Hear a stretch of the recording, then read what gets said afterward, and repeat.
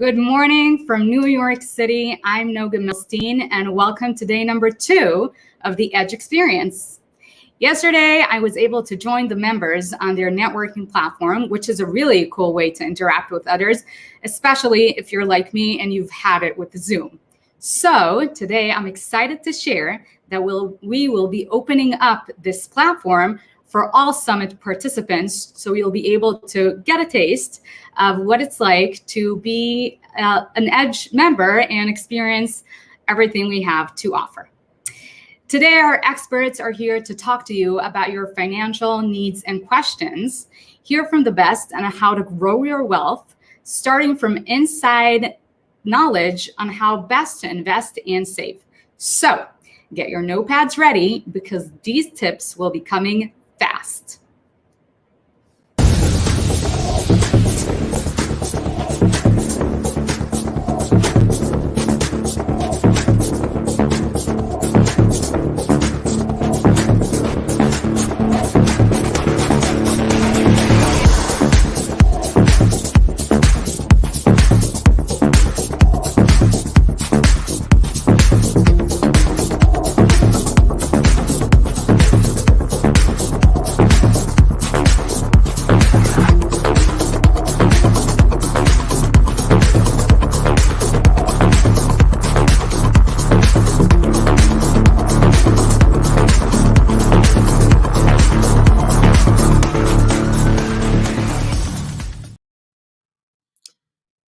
Good afternoon, wherever you may be, whether it's noontime or very early morning for you in California. Good morning to everyone. Very happy to be here today. My name is Oded Reven, and I'm a partner with Sullivan Worcester. Sullivan Worcester is an international law firm with offices in New York, Boston, Washington, London, and Tel Aviv.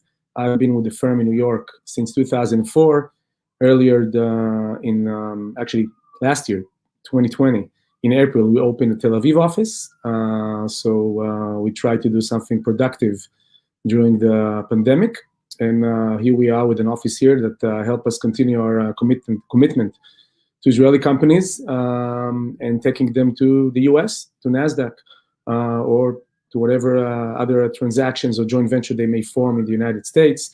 We have been very active in this market for 20 years, taking numerous Israeli companies from the early stage all the way to their setting up their presence in the United States, opening their shop over there, merging with other companies, acquiring companies, going public, being acquired, etc., etc.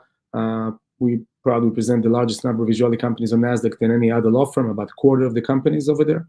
And we're very happy to do that. It's very fascinating. And even during the pandemic, surprisingly, the capital markets have been very active, and we've seen many Israeli companies that were able to raise money and later on buy companies, invest in other companies, and surprisingly to everyone, the markets have been hot and the investments have been pouring into companies. And hopefully, this will continue even after the pandemic. So today, we're here to discuss basically what to invest in, how to invest in, and for those of you that want to raise money and are looking for ways to raise money and want to grow their companies, this is probably a very good panel for you to watch and listen. Hopefully, you'll be able to gain something. We have 3 very distinguished experts here from the VC world, 3 very nice guys and experienced guys that you'll see in a second. Gil Zimmerman, founding partner of FXP. Hi there. How are you? Hi, I'm good. Maybe just do a quick introduction. Hi guys, it's a pleasure to meet you. I think I'm the only one calling in from balmy Boston, Massachusetts, where it's like 40 degrees indoors, it feels like sometimes. But it's a pleasure to be here, and I'm excited for today's conversation. So just by way of introduction, my name is Gil Zimmerman. I've been living here in Boston for 20 years with my wife and 3 kids who are all Israeli as well. And I'm a founder at heart. I'm a serial entrepreneur turned parallel entrepreneur. I start multiple companies now as a kind of hybrid founder / VC. And most recent company is a company I started here in Boston with 2 other Israeli co-founders called CloudLock. We sold that to Cisco in 2016, grew it into a very large cloud security business inside of Cisco. And just my background is I served and started like most cyber entrepreneurs in the Israeli military intelligence. And today I'm a managing partner at our firm called FXP, which is short for Founders Exponential. I was also one of the co-founders of Tech Aviv, which is the largest, the Boston branch of Tech Aviv, the largest organization of Israeli entrepreneurs on the planet. And I'm also a board member at ISC Boston. And so I'm really excited to participate today. Looking forward to it. Very nice. Thank you very much, Gil. Thanks for joining us. Next in line is Tal Bar-Noach from Disruptive AI Venture Capital. He's the general partner there. Tal, are you here? Yes, I'm here. How are you? Good to be here. Thank you for having us. So my name is Tal Bar-Noach. I am general partner of Disruptive VC. I'm doing now my third fund, Disruptive AI. Before that, I did 2 funds.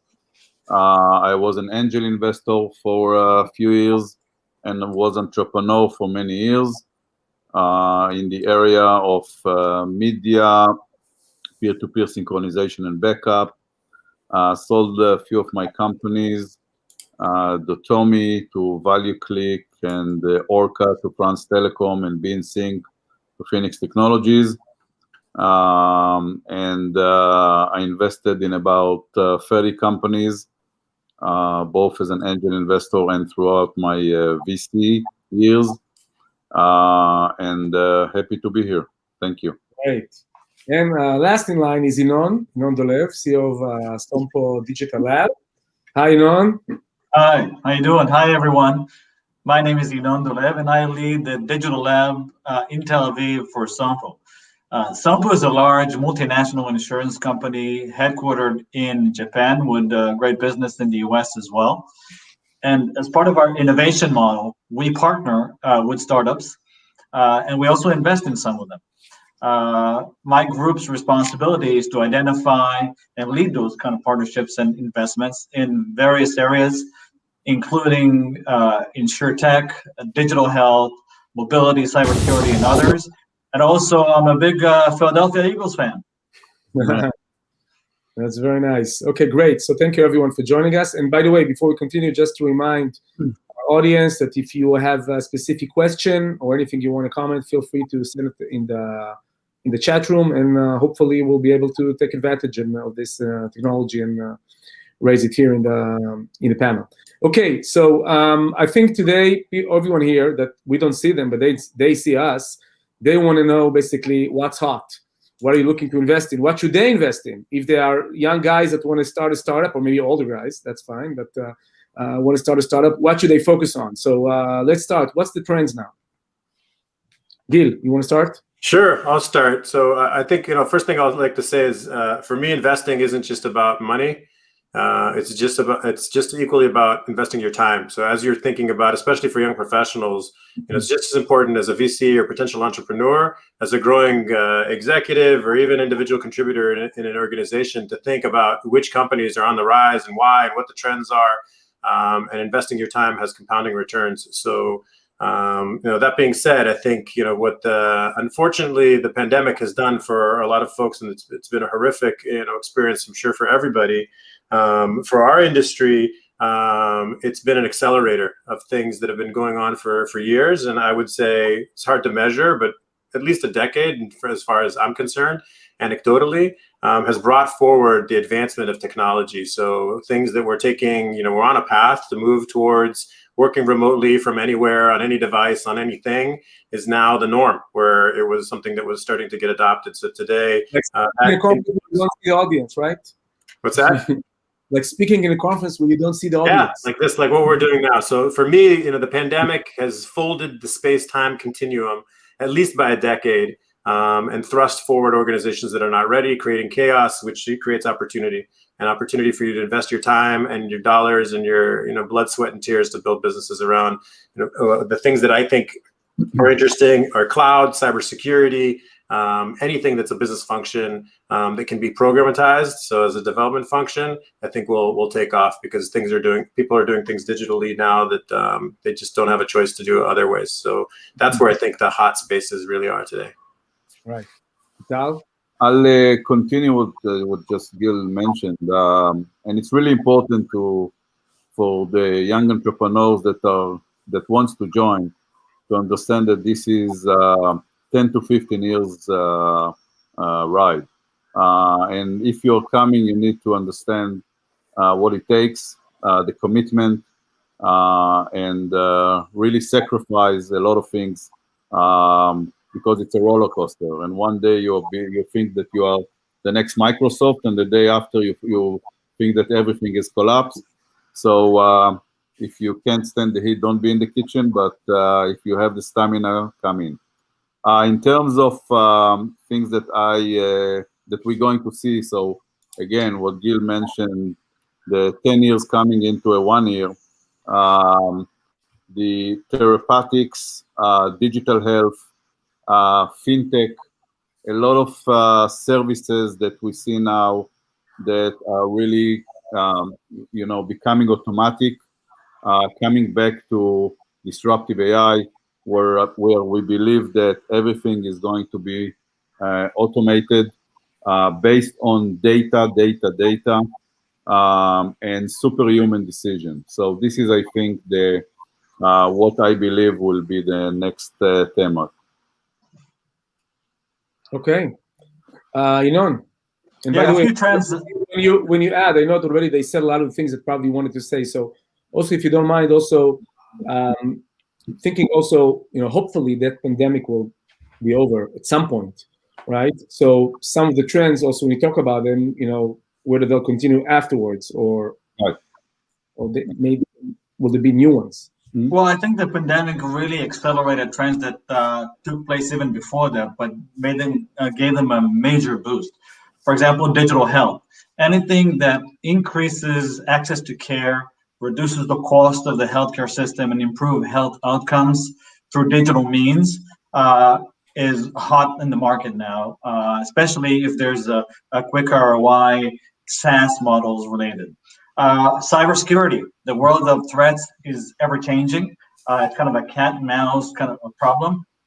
So this, I think, is going to continue to be hot, and investors are always interested in innovative solutions in that. Tal mentioned fintech, AI, right? Everything that can monetize on data with a clear business model is hot. From a personal perspective, insurtech models, if you look at capital markets, companies like Lemonade, Next Insurance, Metromile, that own the full stack of an insurtech company with a full offering is hot now. And let me just mention one final thing about corporate citizenship. I think more and more investors are looking to do well by doing good. So anything that has to have environmental or societal impact on the environment or society is even better, assuming there's a good business model and an innovation in it.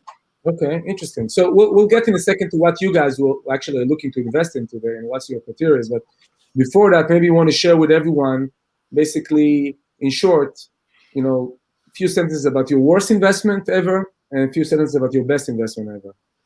And why was that? Gil, let's start with you. I'm going to have to go first. All right, thank you. No order. All right, so maybe I'll adjust the question a little bit because it's both an investment and a fundraising. Yes, you had no worst investment. Everything was good. No. Yeah. No, I think it's important. I think, first of all, you learn just as much, if not more, from your worst experiences and your failures as you do from successes. And to echo Tal's point earlier, I think you got to be like somewhat sick in the head to want to do this. You have to be willing to live for years like no one else is willing, so that you can live the rest of your life like no one else can afford to. But when you get there, you're still infected. So you continue like we do, to look for these opportunities. You get addicted to it. So I think, for me, the worst fundraising that I've ever done and an investment that I made was my first company, Aprigo, because we did everything by the book. I listened to the VCs. And I listened to, the textbooks, and I built everything the way it was supposed to be. Except for the raw reality of, the market wasn't where it needed to be. And so you can do everything right and still completely fail. And then when I turned it around and, to juxtapose against my best investments, it's where I completely ignore all those factors and I really focus on two things, which is, where the team. Number one, to have the right team with that persistence, grit, and tenacity to never give up, and but also be coachable and adaptable. So not stubborn, but adaptable and persistent. And the second is where the product meets the market, right? Just focus relentlessly on those two things. Everything else falls into place, because then you have you flip the table around, and investors do much better when they're fearing of missing out. And you do much better when you can select the right investor for yourself versus when investors get to select you. And I say that having sat on both sides of the conversation. We don't want people to come do what we tell them to do. We want them to figure something out better than we know how to figure out, and then we want to be a part of that mission and see how we can help. And so my best investment, was CloudLock, where we basically, the market was our best investors. We pivoted from Aprigo to CloudLock. Aprigo used to be 15 sales calls over the phone, pioneering stuff that just was really, really tough slog. And CloudLock, we would do 2 phone calls and close a $75,000 deal. And that's, that holy shit moment was the wake up call that we needed to kind of understand the difference between a good investment and a bad one. Very nice. Okay, I'm going to change the order, Yeah, so we'll start with the worst, because this is where most of the learning can be done. I was involved in leading an investment in a company, I won't mention the name, that had very sophisticated technology, had 2 very large contracts with the big OEMs, very strong CEO, and our other investors were also kind of tier 1, very sophisticated. Everything looked good. We had a window of opportunity to invest and complete the round, and we went in. And the one thing that we kind of did in the due diligence, but not the way we should have, is to talk to customers. And very quickly, after a few months of being involved in the company, we realized that customers were not willing to pay the price that the company charged. Sounds something very trivial, but when you have a window of opportunity to run a deal and you have all kinds of checks to do, you kind of talk to some of them.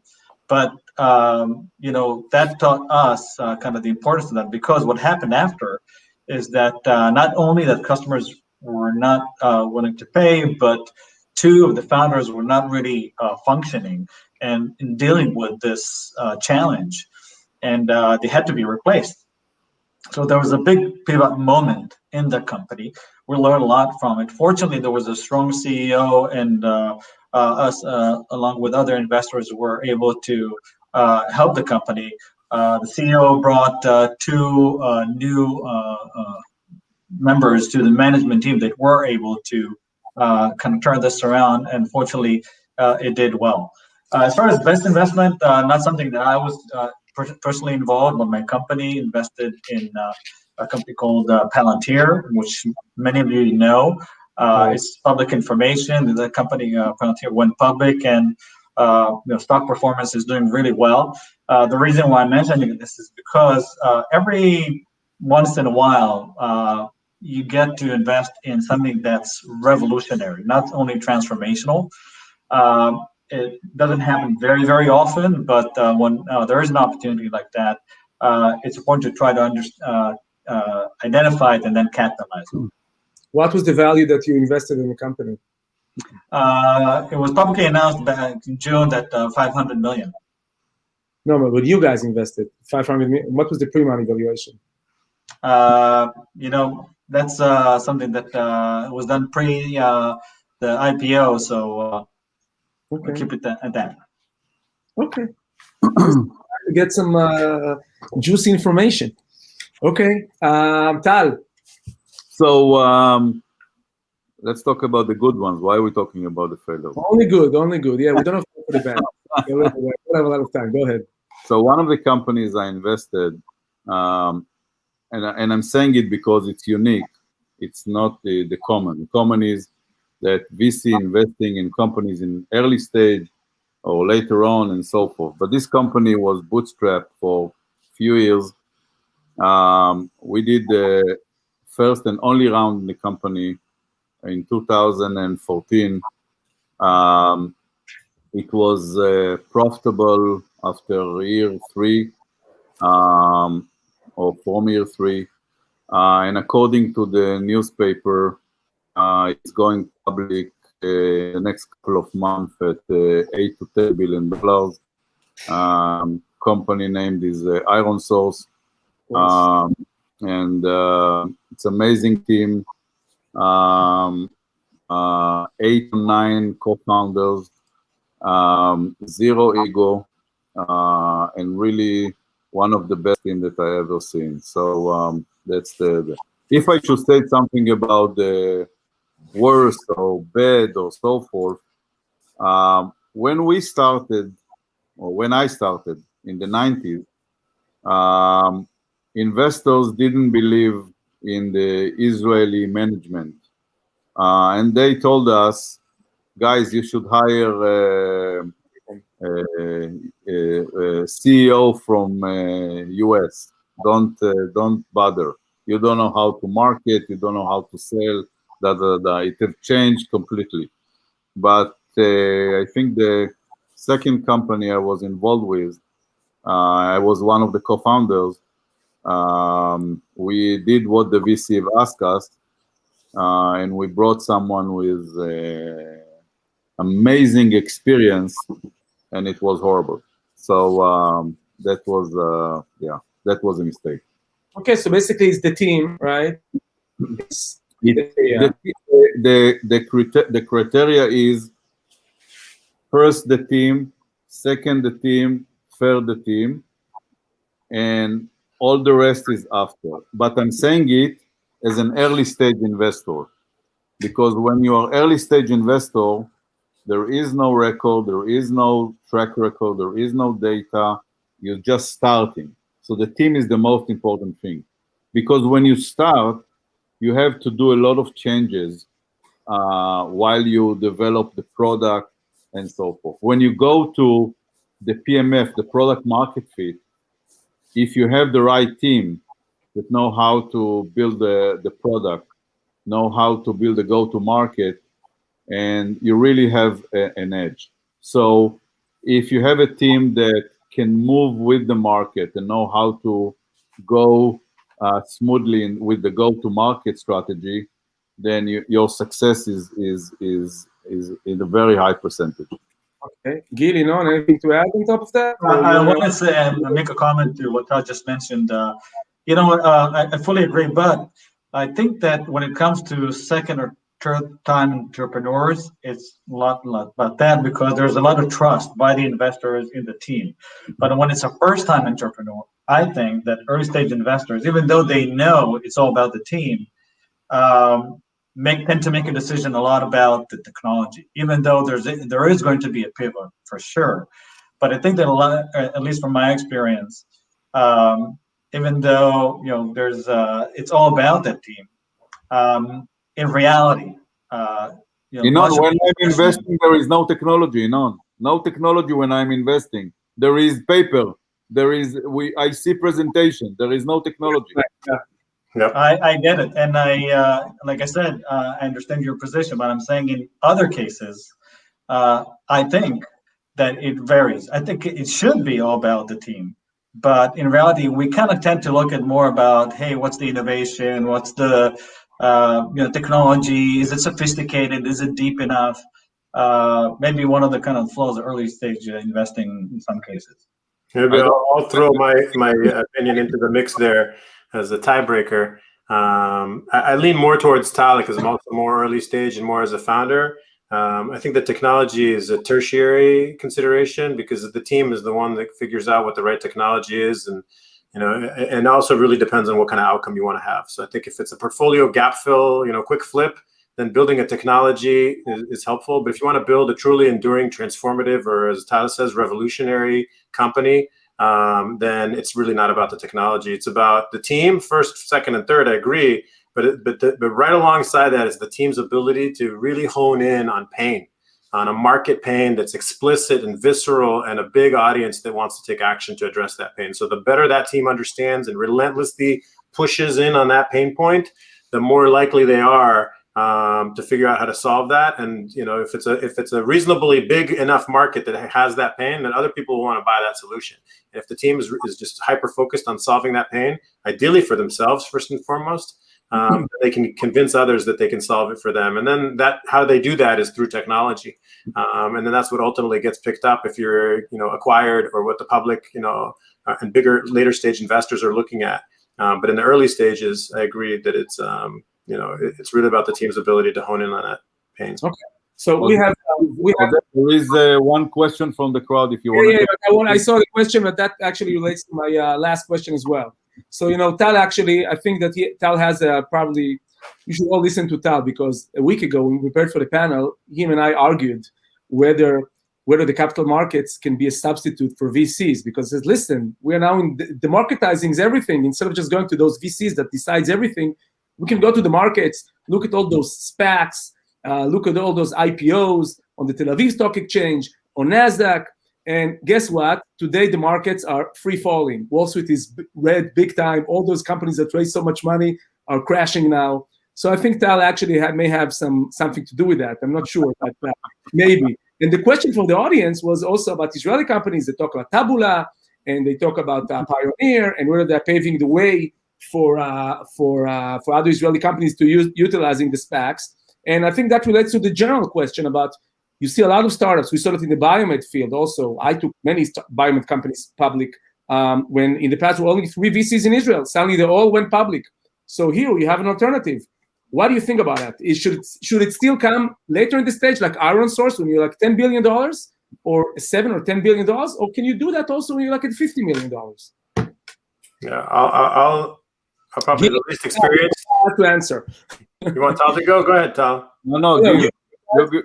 You have 45 seconds. Okay, 45 seconds. I haven't done a SPAC, so but I'll tell you. For me, it's all about expectation setting. Also IPOs, also early stage. IPOs as well. I think they're viable, and they're great ways to fundraise. But it's all about meeting expectations. And so the key to happiness in life is setting low expectations. The key to success, unfortunately, is setting high expectations. So those things don't always go well together. But if you want to be happy and successful, you got to find that happy medium. And I think that many companies that race to raise in public markets that are unforgiving and are looking at different metrics will ultimately pay the price, because the public markets value growth and they value consistency on a quarter-to-quarter basis. So if your company is immature and inconsistent and unable to maintain and sustain the growth trajectory and the execution, which most startup companies are unable to sustain, for many years, to Tal's point, at least for a decade, then I would stay away from those markets. And VCs can be much more forgiving, much more supportive during the downturns, because they've lived through this ups and down roller coaster. The public markets are. I think he paid you to say that, right, Tal? No. I'll send you my Venmo account later, Tal. You see, has a good market. Are we out of time, or we still have time? Where are the hosts? The virtual host. Okay, go ahead. Then, of course, if you want to say something. Out of time, they tell me. Okay, so time. So thank you very much for your participation. Hopefully everyone learned something and get something. I had a good time. Thank you very much. And thank you very much. Thank everyone. you. And everybody watching. Bye-bye. Thank you. Thank you. Thanks for watching, guys. And stay healthy. Thank you. Bye-bye. Bye-bye.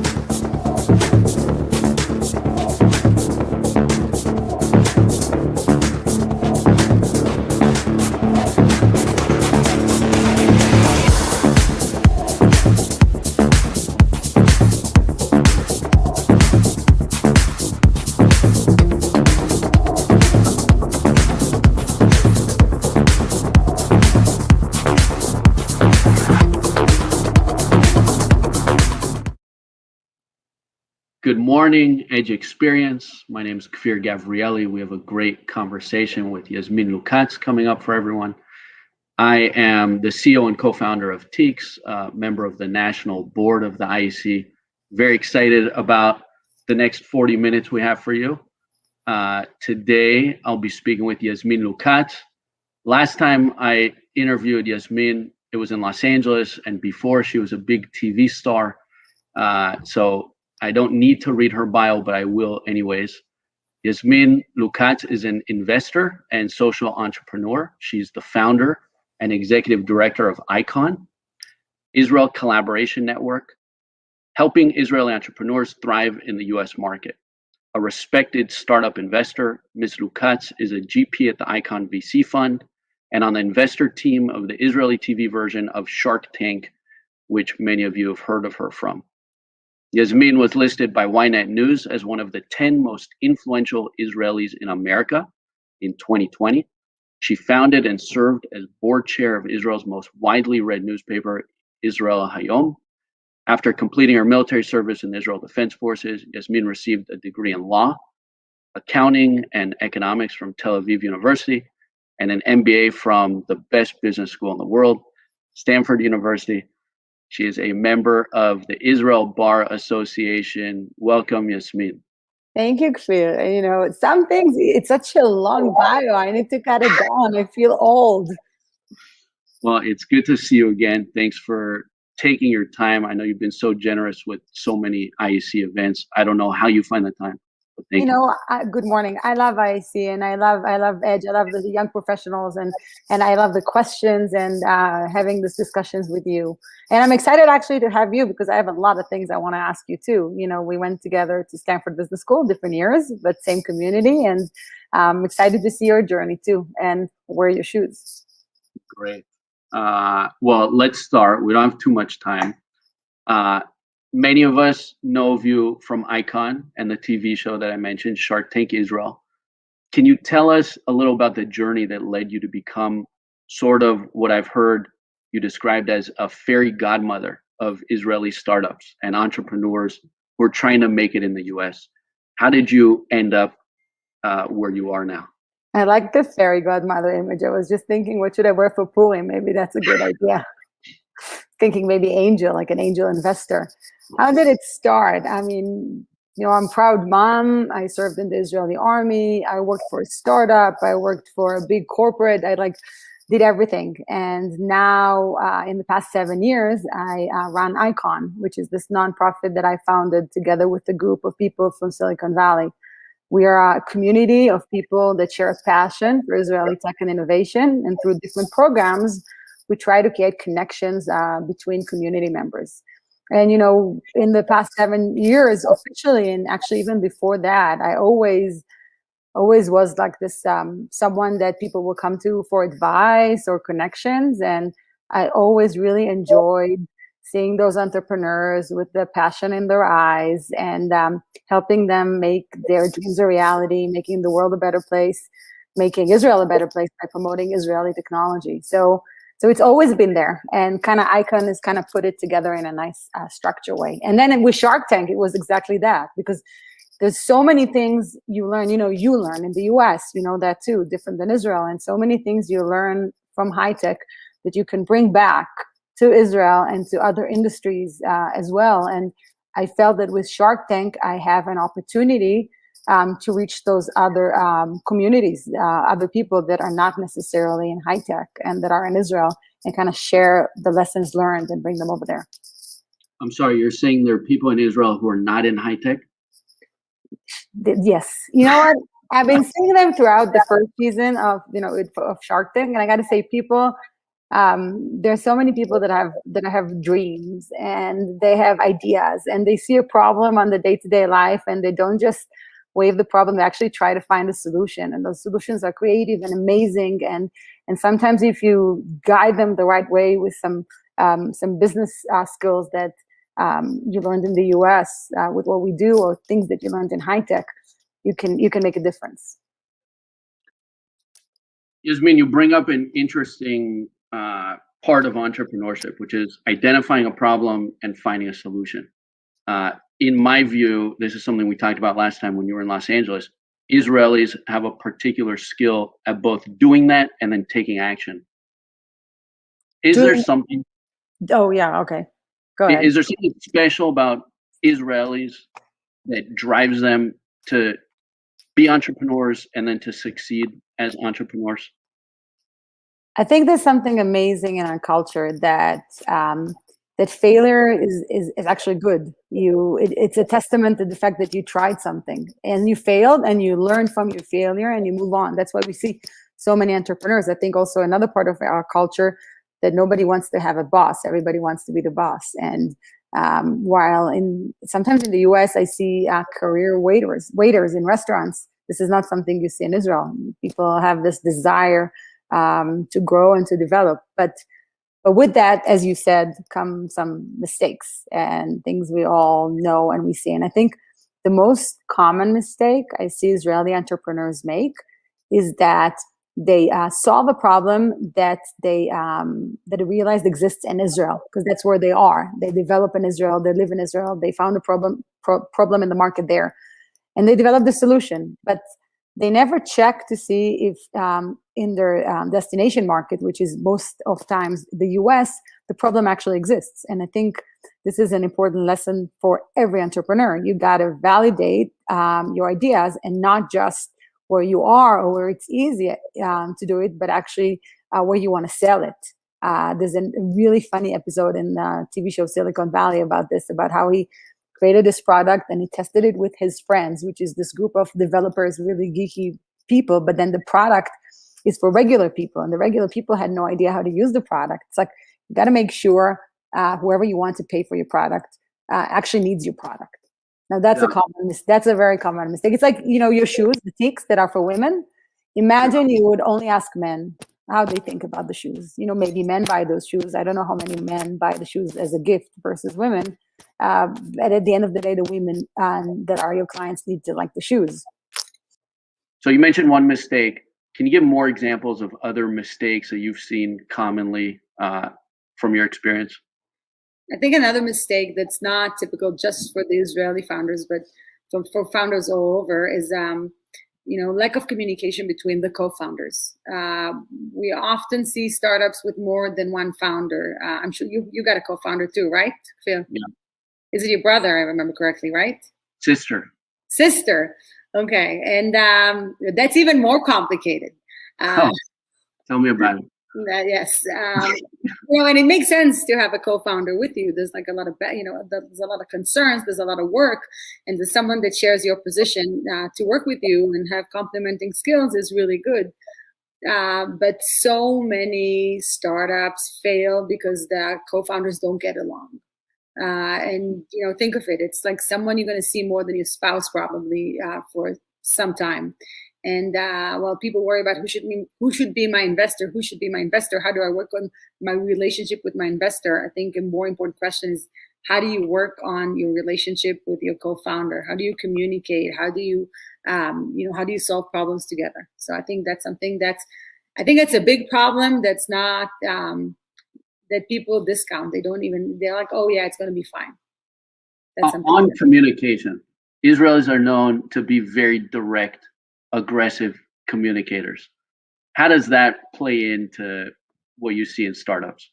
I've heard hilarious stories when people find out I'm Israeli. They say, oh, I once knew this Israeli guy, and he would raise his hand before the meeting even starts and start asking 20 questions. I think it's not just there is a culture gap. But the founders that I see coming here, they are aware of the fact that there is a culture gap, there's a language gap. Things don't mean exactly the same. We all know the joke about an investor that said that the company is interesting and the founder actually thought he likes it. Well, if we hear and we leave with the language, we know that's not true. But there are some good things about Israeli way of communication. I personally really love the honesty part of it. And the fact that if somebody doesn't like what you're doing, they're going to say it in your face. And I value that a lot. I think you just got to be careful and not to cross the line and come across as, oh yeah, I'm Israeli, I can say whatever I want because this is our culture. Got to be aware of where you are. and just try to take the good things, your ability to be direct, your ability to be honest. I think that's valuable. I would never want to work with someone who tells me what they think I want to hear. That's not why, that's not why you work with a person. I want to hear what they actually think, even if they disagree with me. Yeah, we learned in the most popular class at Stanford Business School, touchy-feely, the value of feedback. And Israelis certainly have no problem giving feedback if they could just be a little more delicate with it. I had this class, and like I speak so much about it. Every time I want to give, I take so much from the on how to give feedback, how to receive feedback. It was an amazing class. I used it. I graduated 15 years ago. I used it a lot still. You meet alumni every day who tell you they don't remember what they learned in accounting, in finance, in organizational behavior, HR, but they remember touchy-feely, because business at the end of the day is about dealing with people. And it's not just business. It's like even with your, relationship with your friends, with your family. It's just. Yeah. Yeah. I'd love to hear more about your experience on the show, and I'm sure others would too. Tell us a little bit about it. What has that experience been like for you? What can we expect in the next season? So Shark Tank, Israel was an amazing experience. I've never done TV before. When you introduced me, you said TV star, and I was like, I wasn't on the screen, but I was giggling. I was like, I'm not a TV star. And people asked me, did they ask you to be that? Did they ask you to be that? And they didn't ask for anything, because I'm not an actress. I cannot be anything but myself. It would be a complete failure. I cannot be anything. And like the cameras are so small and hidden that after 5 minutes into the day, you actually forget that there are cameras. People think we see the entrepreneurs before they come on the show, but we have no clue who's going to come. Even like the small display of things that relate to the product are hidden. And just the moment the entrepreneur walks in, they are uncovered, and like we're looking and we're trying to guess what it is. It's been really a humbling experience. You come from this position of someone that has the means, someone that has the knowledge, and people come with their dreams and with their ideas, and they share with you how they came up with their idea, and that's their entire world. And you want to give them feedback, and you want to share the knowledge that you have, but at the same time, you want them to keep on dreaming. And it's been amazing. We met a Haredi woman entrepreneur, which I was very impressed by. And we met, there were Israeli Arab entrepreneurs that were there, and people from all over the country, really all over the country. We met Adar and Adar, two teenage girls from Netivot that were incredible. They gave a better pitch than anyone else. So I thought it was a really good experience. I enjoyed the other sharks and working with them and spending the days with them. They were great. And actually, we're going to start filming the next season later in March this year. So I'm going to go to Israel and film the next season. Very cool. How long are you in Israel for to film the season? We do probably 3 to 4 weeks. And we do whole days. It's a lot of work, starting in the morning, and we see probably 100 different entrepreneurs for the season. Something I've wondered is what happens after you say, okay, I'll invest? What happens after that? So, since we haven't seen them before and we know nothing other than what they said, when we say, okay, it means, okay, I'm interested and I'm going to do due diligence and I'm going to invest unless I find something that that will surprise me in the due diligence. And this is what happens. We start a process of due diligence after that, and some of the deals happen and some of the deals don't happen because we found out things that, were not discussed in the few minutes that they're with us. And sometimes the entrepreneurs actually change their mind and they're like, you know what, we don't want to. That happens so anyone's allowed to opt out after. Well, but you're not supposed to opt. You're not opting out unless it's for something that was misrepresented or wasn't presented fully. Yeah. Okay. So you mentioned the 2 entrepreneurs from Netivot. Mm-hmm. I know you didn't invest in that initiative, but you did do something else special.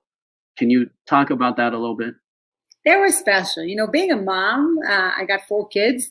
My oldest daughter moved to Israel 2 years ago to serve in the army, and now she stayed in Israel. So being a mom, when I see those 2 teenage girls walk into the room, something in me warmed up to them. And then they gave this amazing presentation, amazing. We were all our minds were blown. They were so confident, and they conveyed the message in such a great way, and they had answers to all of our questions. And we did not invest because we were worried about, they're going to finish high school, they're going to go to the army, they're going to do their other shirut leumi or other things they do in Israel.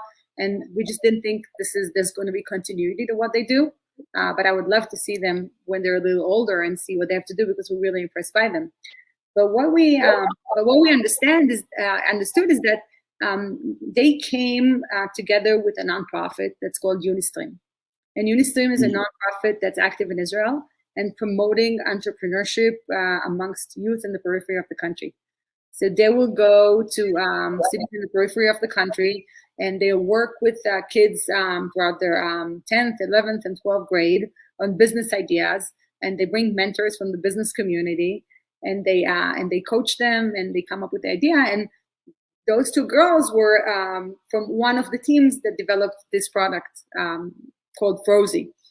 And I fell in love with this idea, and with the idea of really promoting entrepreneurship and business knowledge amongst youth in the periphery, because this is the next generation, and you want the situation in the periphery to be better. You want it to be more equal to what you see in the center of the country. You want people to have better education, better jobs, and it's really important. And the other thing I understood is that as a community, ICON really has an important role to play here, because we have all those entrepreneurs that we help them in the US, and we don't charge anyone for anything that we do at ICON. We just ask them to pay it forward and help someone else in the community. And then I said, we should pay it forward outside of the community. Let's, as a community, adopt this organization and that community and join them and mentor and help. And since then, for the past year, I think it's been more than a year now that we're collaborating, ICON community members, entrepreneurs, corporate executives, investors, work with youth from the periphery of the country through the programs of Unistream. And it could be about someone that would be an executive in an automotive car, and then a startup that has something to do with that, and then going to go and talk to them. Someone that has marketing expertise, who's a CMO of a startup or a big corporate, will come and talk to them about marketing. And it's amazing. I was there myself with, I think Zohar from the Sharks joined me, and we were very, very much impressed with them and how it works. So it's an amazing collaboration. We're just celebrating starting the second year of doing that, and we have a few more great ideas to do together. And started with like Adar and Adar coming to the Shark Tank.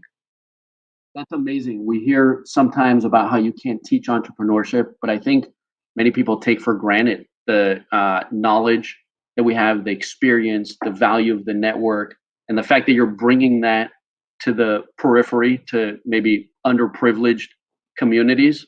In my view, that's fertile ground for entrepreneurship. That's where sometimes the best ideas come, when you have no real other career or option to pursue, or where you have an amazing safety net. But hopefully great new companies are born out of that initiative. They teach them storytelling. They teach them how to present. They teach them about marketing. They teach them about how to prepare a budget. So there are a lot of skills that you need to learn to be successful in business that they can teach them, and they are teaching them. Speaking of ICON, one of the main things you do is you create community and a network for Israeli entrepreneurs who are kind of new to the US, who don't have the common shared college experiences and other things that connect entrepreneurs here. How valuable is that for Israelis trying to expand in the United States? So we do a lot more than networking for them. I do think that having a network is extremely important, because like you said before, when we spoke about the interpersonal dynamics class, people do business with people. And you want to work with someone that you feel comfortable with, someone that you trust, someone that you enjoy spending time with. So it's not just about creating a network, but there's also a lot about skills and many things that we teach them through a variety of programs. People always ask me what's like my best advice for networking, and I gotta say my advice: don't network. Don't network for the sake of networking. Don't call it networking. Don't network. Just, I meet people that I enjoy meeting, and I'm curious, and I want to know about them, and I want to know what they care about, and I want to share with them what I do, and I actually love it. And then I go home and I'm happier just because I met those interesting people. Is it networking? I guess it is networking, but when you want to network, I don't know, it feels like, are you in Clubhouse? Because I joined Clubhouse, and I love it. Yeah. And I see rooms over there, and like the headline of the room reels, silent room, only networking. So people will just sit there and read each other's bios and follow each other, which makes no sense to me, because wow, we were just happened to be in the same virtual room. I don't know anything other than what you wrote about you. I don't know what kind of person you are. I don't know much about you. So my best advice to networking is just enjoy meeting other people. That's great advice. Let's talk about fundraising a little bit. Cash is the lifeblood of a startup, and you've had the opportunity to sit on both sides of the table and advise many people. What do investors look for when they look at a startup, if you could break it down stage by stage? You say you were sitting on both sides of the table, and it's actually interesting because I was part of a startup, and we were fundraising for the startup, and actually had a really bad experience. We were seeing an investor. We had an hour meeting with an investor. They made us wait 45 minutes in the lobby, and then they brought us in and said, "Okay, we have 5 minutes. What do you want to say?" Oh my! It was such a humiliating experience, and I really think it shouldn't be like this. I think it should be a mutually respectful process. What I think investors are looking for and what I'm looking for, I think there's this triangle. You're looking at the team. Who are the people? Do they have the right skills? Is there the right number of founders here? What can they do? Is there two founders that can do exactly the same thing? So why do I need the two? So everything that's about the team. Mm-hmm. And the second one would be about the product. Is this product really solving a problem? Is it solving a problem that exists in the market when you want to sell, what we spoke about earlier? And then the third element is the market and the competition. How big is the market? Assuming it's amazing and there are people that want to buy it. If there's only 5 people in the world that can use your product, it's not worth much. So I think those three elements are important, and I see different investors giving different weights to each of them. And I think it also depends on the stage of the company. So for example, when it's early beginning, the most important one would be the team. Because if you trust the team, even if they're going to realize there's no market for the product, or there's a monopoly, or there's grave competition, they're just going to pivot and go and do something else. So when you're in early stage, you look for the team. And then later on, you're going to see, did this team come up with a product? Did they invest all the time and money in a good product that there's interest in? What is the market? I'm an early stage investor, and I'm also very much a people's person, and I'm looking for the people. And I want to look in their eyes and see the sparkle, and I want to see the passion for what they do. It's not a sprint, it's a marathon. So they got to be really into it, and and have enough passion to take them through the process. Yeah. Are there any other characteristics that you find in the most successful entrepreneurs? Many times when companies grow, in the beginning, like the entrepreneur is going to do everything. He's going to do the sales. He's going to be in charge of the product. He's going to be even the admin in the beginning. But later, as the company grows, you're going to bring a VP sales, and you're going to bring VP marketing, and there's going to be VP operations and different things. And I think what's unique to entrepreneurs, or to successful ones that they're very versatile, that they can do all those skills, all those things in some way. They might not be the best marketer in the world, but they can do marketing and they can do sales. And they have, I think what really helps in sales is this passion that they have for the product and what they created. And it can also be the admin if needed. So this is one thing that I think is an important characteristic for an entrepreneur. And I think the other one for a successful one is that they know that they don't know it all about everything. And they are willing to step down if needed, and maybe bring a professional CEO if you need. or bring someone else to do the marketing or do the sales. That's tough, stepping down from your own company. But that's real self-awareness, and that I think was the whole point of the touchy-feely class. Can you talk about SV 101, the program at Icon? I love that program. We have various programs at Icon. We have a program for cybersecurity. We have a program for women entrepreneurs, and one of the programs that I really like is called SV 101. People think it's called 101 for the 101 highway, or 1-on-1, but actually the name came up from U.S. colleges, where a 101 class is introduction. So in a way, it's introduction to Silicon Valley. It's a selective programs.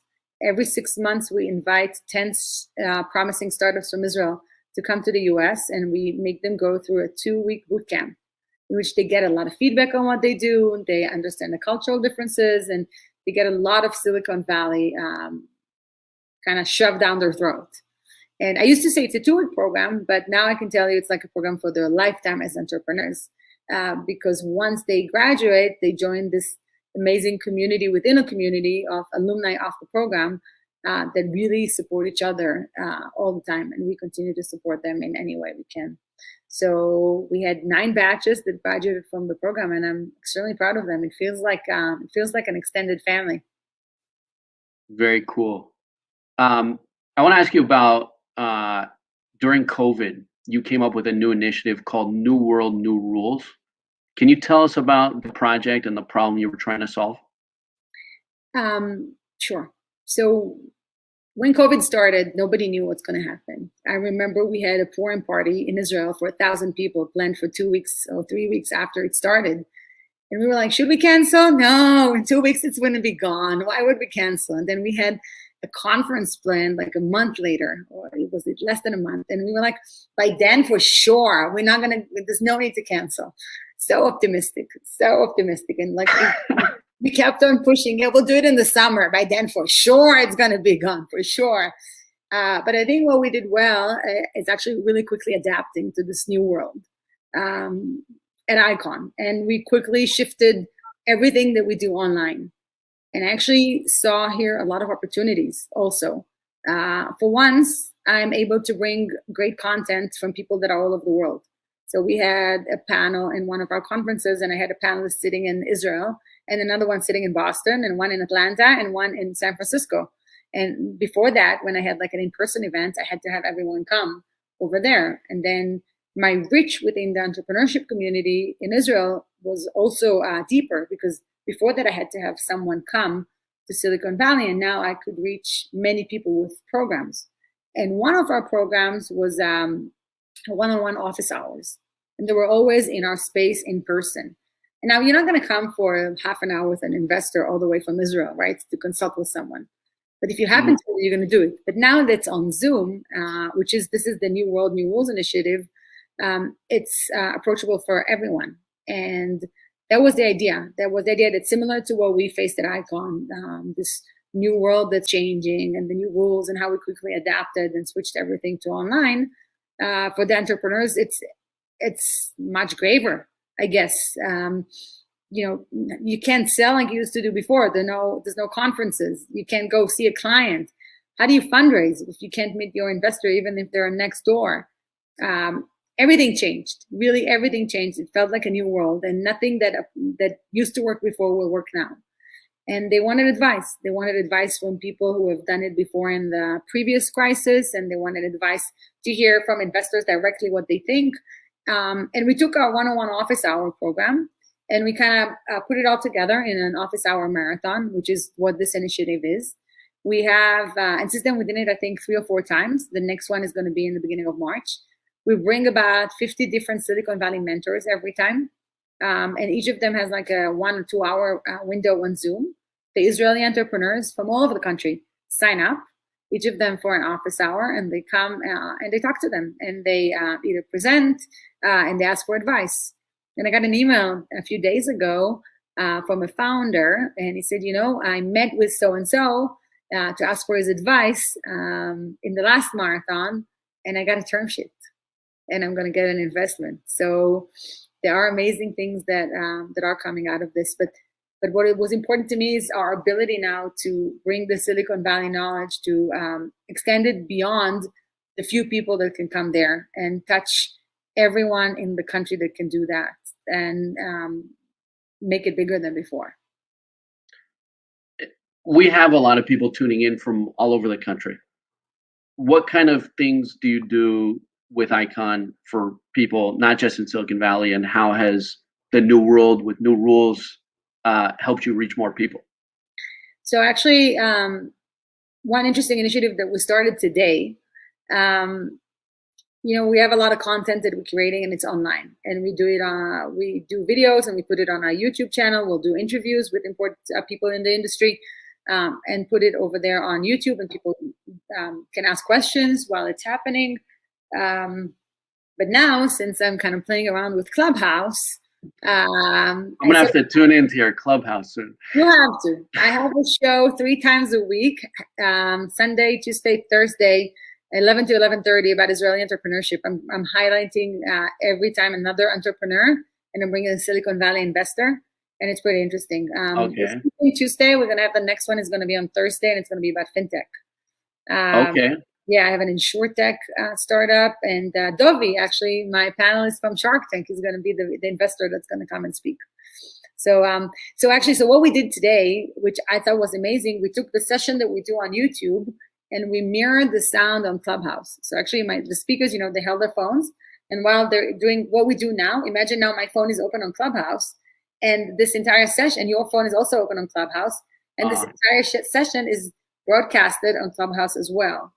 And that brought us like 5 times more people that we had watching the YouTube channel, just because this is already like this network, and people are tuned in and looking for content to hear, and it's there. It's like, in order to know what we had today. So today we had Elad Gil, who's really amazing speaker about growth, come to speak at Icon. Now, in order to hear that, you had to be on my mailing list and know that we're doing this, and come, and sign up and get the link to the YouTube, or later look it up on my YouTube. And just Clubhouse was just, there are people there and they want to hear content, and they see there's a session about growth, and they came. So anyone can do that. Anyone who's on Clubhouse can do and come and tune into to those sessions in live, and they can also actually go to our YouTube channel and see previous content. So everyone follow Yasmin on Clubhouse. If that's how it works, I'm not even sure, but I'll learn soon. Yasmin, I heard there's something else a lot of people are talking about, very interesting things cooking at Icon, more new developments. How much can you say about the latest and greatest there? Oh my God, Phil, the lawyers are going to kill me. So I actually cannot say anything. But you're right. There's something amazing that's cooking, and I'm really excited about it. Today was an important day for that new initiative. I wish I could say more, but I guess, Edge, you have to invite me again when I can talk about it. When will you be able to tell us more? Next few months. Okay. Next few months, but it's exciting. It's a big milestone for Icon and for the community. And I will be excited. I can talk to you in private about this. So if anybody's really curious, we can talk in private, but I cannot talk about it publicly. Something I'm curious about, you've been involved in Israeli entrepreneurship for a long time.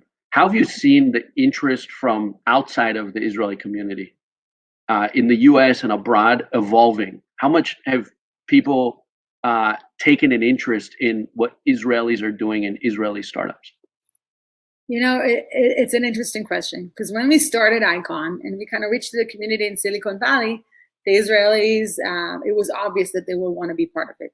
And then the Jewish Americans, it was obvious they will want to be part of it. But then I had several people that were extremely involved, I had that were definitely not Jewish. And one of them that was like so helpful, once I said, I got to ask you, why is so helpful? Is your wife Israeli or something that I'm not aware of? Why? What draws you here? And he said, are you joking? I'm just, I have to stay on top of the game in tech. And everybody in the tech community knows that the strongest tech community outside of the United States is in Tel Aviv, and that's Israel. And if you want to stay on top of your game, and if you want to stay current, you got to know what's happening in Israel.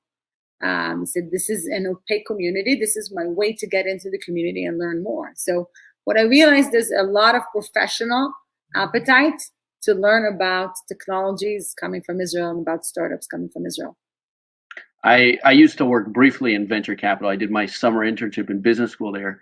And I remember taking so much pride in the fact that Sequoia and all the top VC funds had maybe 4 offices in the entire world: US, China, maybe India, and Israel. And it's truly amazing what such a small country has done. What do you think is the significance to Israel of being such a tech power? Why is it so important? I think innovation is important to everyone. I think the tech is kind of the engine that pulls the Israeli economic train forward. It brings money from the outside. It creates a lot of jobs that are paying more than average. A lot of people that are educated and are bringing this, coming to work for those companies, creates a great reputation. Do you rather read in the news about like horrible things that are happening in Israel, or do you want to read news about an Israeli startup that was IPO'd? So I think all in all, there's nothing bad about it. It's all great, and it's great for the Israeli economy. It's great for the image of Israel. Many people criticize the fact that Israeli entrepreneurs have to go to the US to succeed, but I don't see it as a bad thing, because so many of them will go back. I don't want to say everyone, because some people really don't, but they love going back. People come for a few years, they learn a lot, and then they go back. And you know what they do? They bring the knowledge and they pass it and they pay it forward, and they help others be better in following their dreams.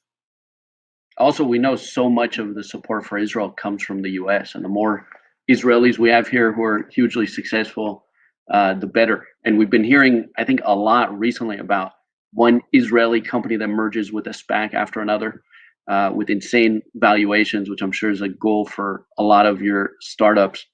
In the last maybe couple minutes, can you tell us about some of the companies that you've come across that you find very interesting?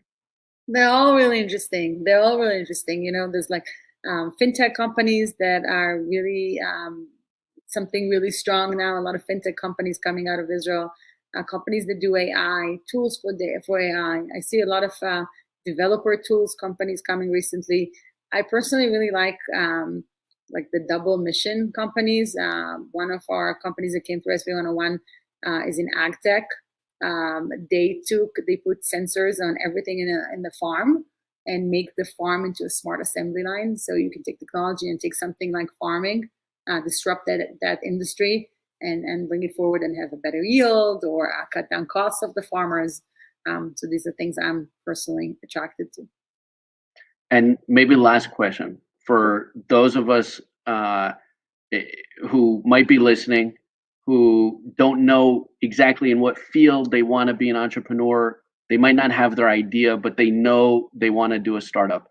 And this is coming from someone who ended up in women's shoes for the past 12 years. How did you come up with it? How did you get to this? What was your process? My story is a long one, but initially my sister had an idea for a foldable flip-flop. And I had just graduated from business school. I thought, I had a great job offer from a hedge fund, and I thought it might make sense to take a risk, see how it works. And eventually the idea evolved to be a high-end women's ballet flat. But I never in my wildest dreams imagined I would be in women's shoes. What do you recommend to people who don't know, what they want to do or how they want to do it in entrepreneurship? I'm not, I am an entrepreneur. I guess I'm a social entrepreneur. I didn't go through like a process in which like I listed everything that I wanted, but many things, they say it's easy connecting the dots when you look backwards. But now when I look backwards, I can see that everything that I did kind of pushed me the same way. And it never felt right or whole until I got to what I do now. And I wouldn't have been where I am now if I didn't go through all those stations. It's funny you say that, because that was from Steve Jobs' commencement speech at Stanford. He was my commencement speaker for my master's. And I remember at the time, I thought, this is a terrible speech. It's all so simple. The year before, we had Sandra Day O'Connor. She was such a great speaker. It was the kind of thing that I didn't appreciate until much later in my life. And I can kind of affirm what you're saying. For me, my experience was all over the place. I had worked as an intern in analytics. I'd come from a family business background. I did some finance stuff. I did an internship in China. Out of nowhere, it all led to me, starting a women's shoe company where analytics was critical because we were one of the first online brands. It was a family business. I manufactured in China, things that you would never, if I could come up with a master plan, you could never come up with such a great plan. But working backwards, you can connect the dots like you're saying. I think my one advice is follow your heart. Follow your heart, follow your passion, do something you're passionate about. I think on that note, we'll end. Thank you, Yasmin, for your time as always, and for all you're doing to support entrepreneurship and Israelis trying to succeed in the U.S. It was fun. Thank you to all the Edge experience participants. I wish we could do a Q&A. I want to talk to you too, but on another time.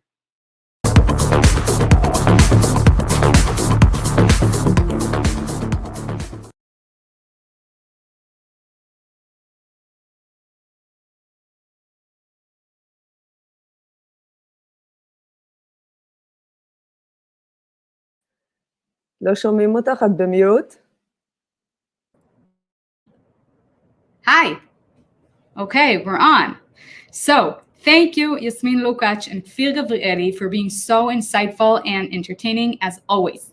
I want to take a moment and remind you all that today our member-only platform will be open to all you registries of the summit, so you'll be able to get a taste of the different options and opportunity that Edge members have throughout the summit. After that, you'll be able to upgrade your summit ticket to an Edge member and enjoy an access to all the rest of the members-only workshop throughout the summit. We have about 4 different options each day, so there is truly something for everyone. Today, workshop options include real estate advice with celebrity Maya Vander, tips on how to avoid legal mistakes, and the best way to start investing. So, I look forward to seeing you all later on the platform for members. And now, let's get back to business.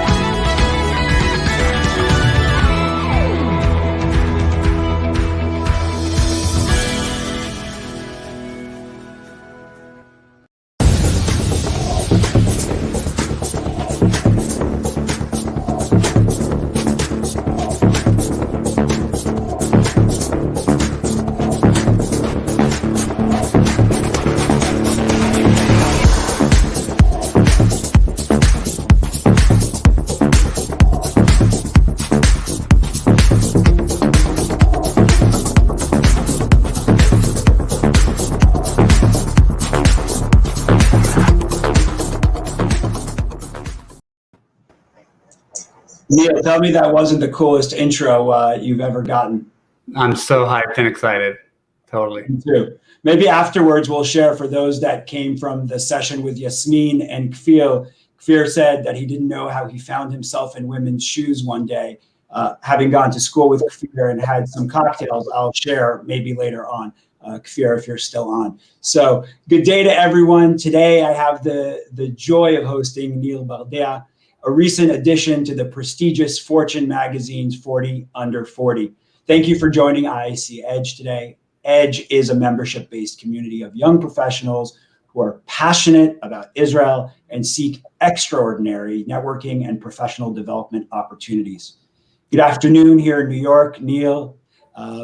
Neil, from 2000 to 2007, you were in the IDF. where you were a company commander, UAV pilot, mission commander, and you graduated the IDF with the rank of major.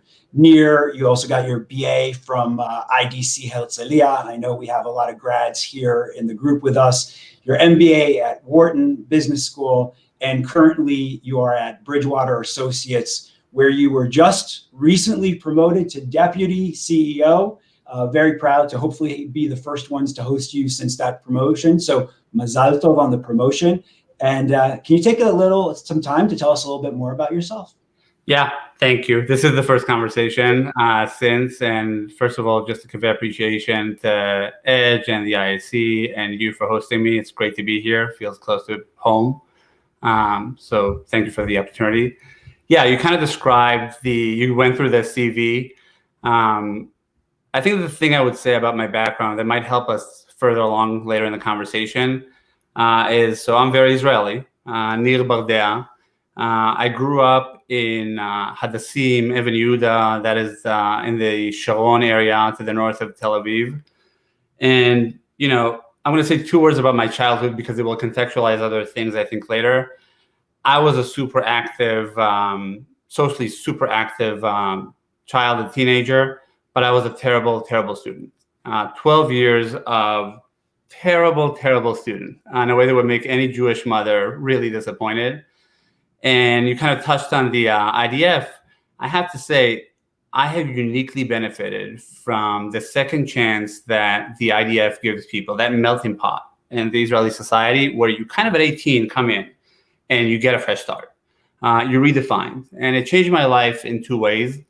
One, I think coming in, going through the tests for the Air Force Academy, that's where I joined, redefined, and then joining the Air Force Academy, redefined my perception of myself. I had one vision of myself coming in, and then all of a sudden I was like, that's different.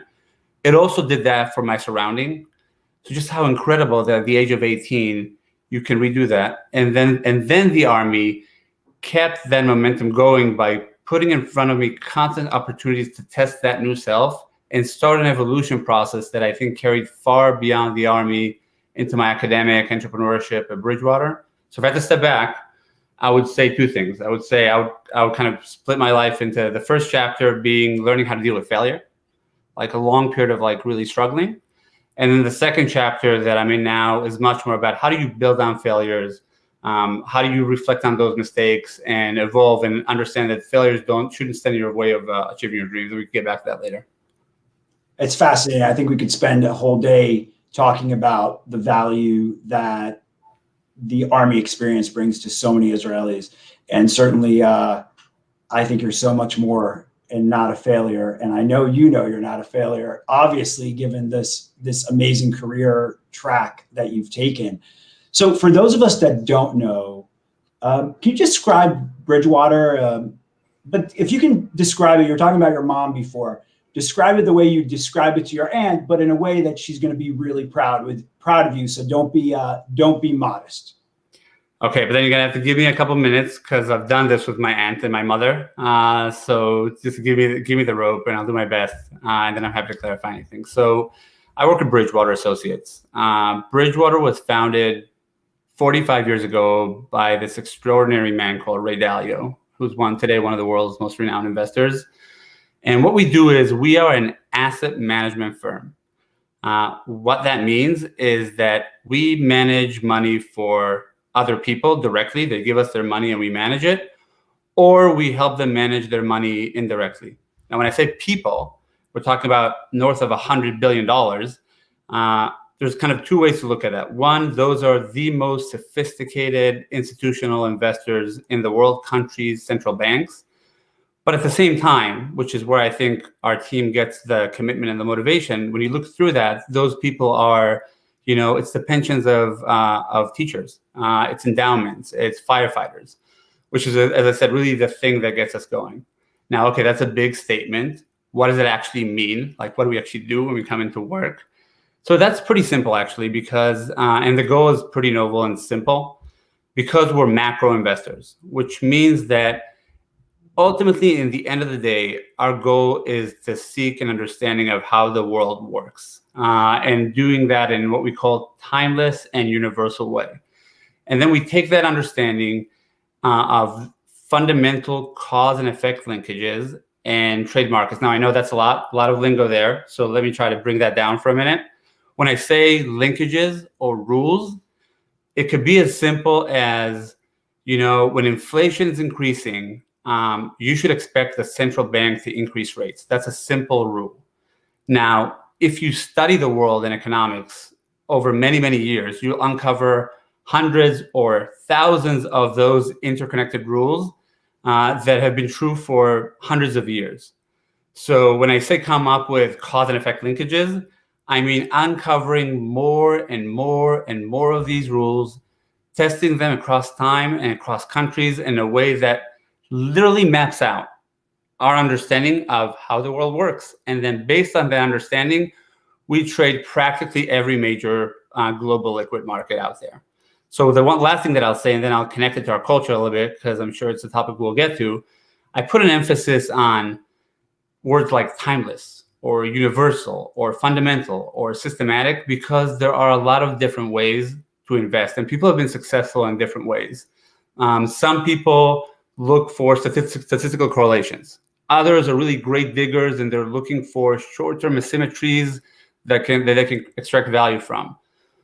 This more systematic, principled approach of seeking understanding is really what sets Bridgewater apart. And when I connect that to our culture, that pursuit of truth and understanding is really kind of the undertone of Bridgewater and everything we do well beyond investing. So that was my best attempt to my end. Listen, I think that's a great answer, because so often you hear folks at hedge funds and you kind of get these terms thrown at you,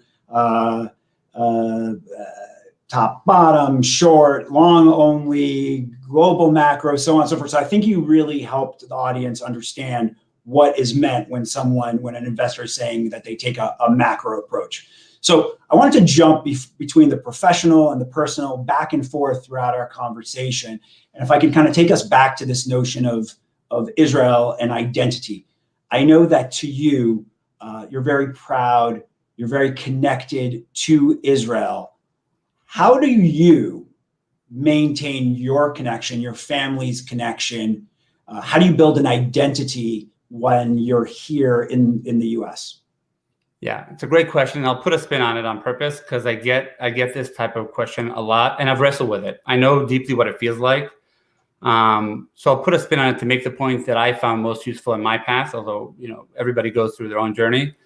And I get this question in the form of people worrying about their accents. I get this question like, should I really assimilate that much? Or people worrying about having different cultural norms and really feeling a foreigner. So I'll start with a headline, which is, I genuinely deeply believe that the most important thing to get the most out of people and to achieve happiness is for people to be able to be their authentic selves.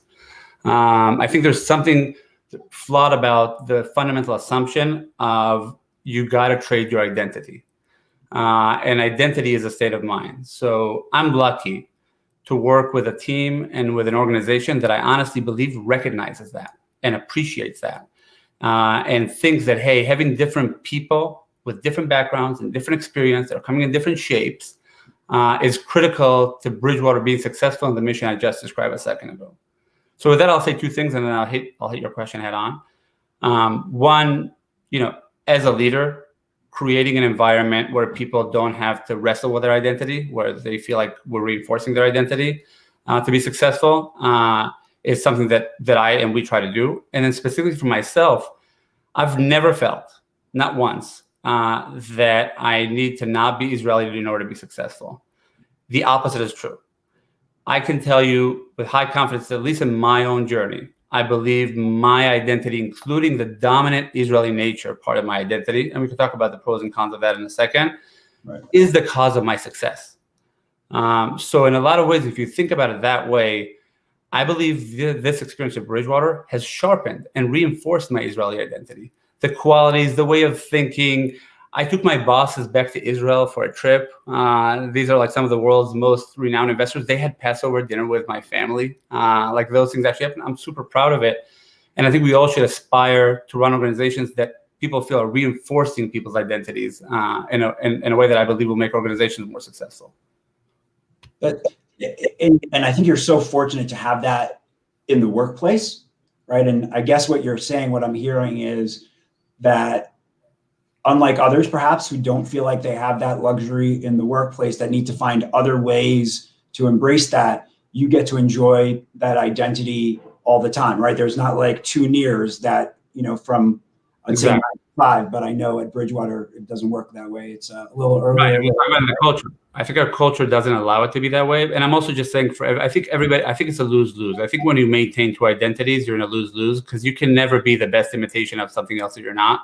So the organization itself is also not getting the best version of what you are. They're getting the best imitation of what you could be of something else. And I'm separating that from people's desire to evolve. I'm not saying you should be constant, but you should evolve along the lines of what you are and your authentic identity. That's great. That's a great answer. So for me, having been on Wall Street for 15 years, Bridgewater has always had this mystique that has enveloped it for many reasons.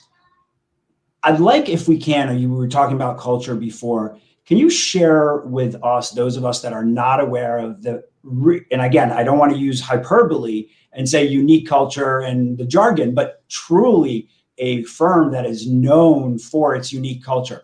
Tell us why. What's so different about how Bridgewater approaches relationships? Okay, just like my aunt earlier, give me the little bit of rope, because this will start from stuff that sounds really out there to stuff that I think people might find really relatable. So I think the best way to describe our culture is looking at it fundamentally through 2 steps. One, the desire to have meaningful work and meaningful relationships, and doing that through radical truth. Like literally, you go to anybody at Bridgewater, they will say the words that I just said. It's that ingrained. And when I say that, people should imagine, like if I try to break it down, people should imagine what it's like to have a group of people that deeply care about a common goal. That's what I call meaningful work.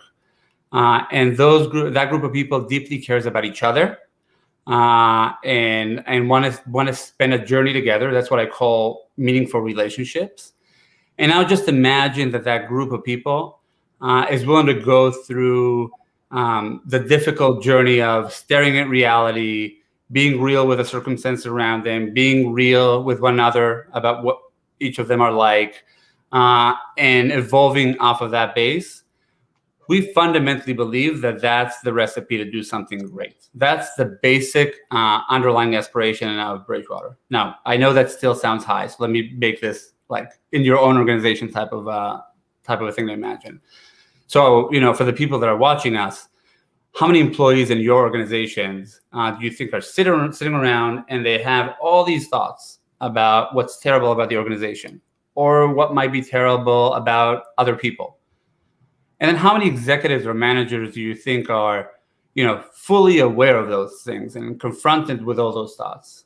And then imagine what it would be like if they had to sort through them. I'm not saying all those thoughts are true, but at least they knew those thoughts. And imagine what the organization could become if that was a way of being.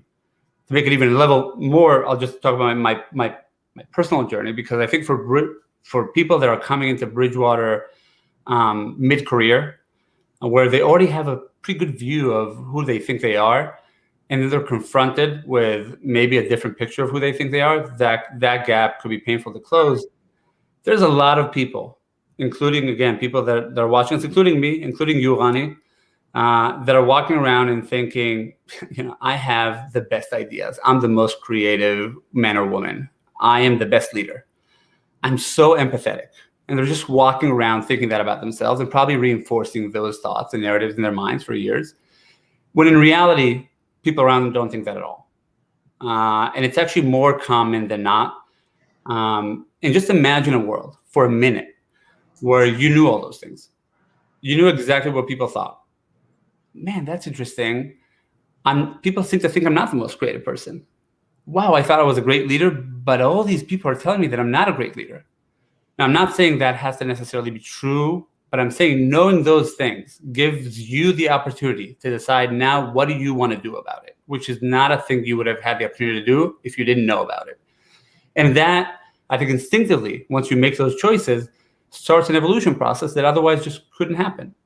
So if you just extrapolate that to a team and you're thinking about, okay, so let's imagine we have a team where 100% of the people go through this process all the time. So each year they improve X%, and you're saying, hey, for any team, the capability of the organization is just a sum of the capabilities of their people. That could form a pretty exciting picture of what could be if we just operate that way. Now, just to close the disclaimer, while I think this is Bridgewater's aspiration, I'm not saying Bridgewater's figured this out, and I'm not saying we're there. And I think there's a lot of things that I'm worried about, and there's a lot of ways in which I think we're failing or falling short, and we need to correct. But that is the basic aspiration of the Bridgewater culture, and everything else is kind of our way to try to make that happen.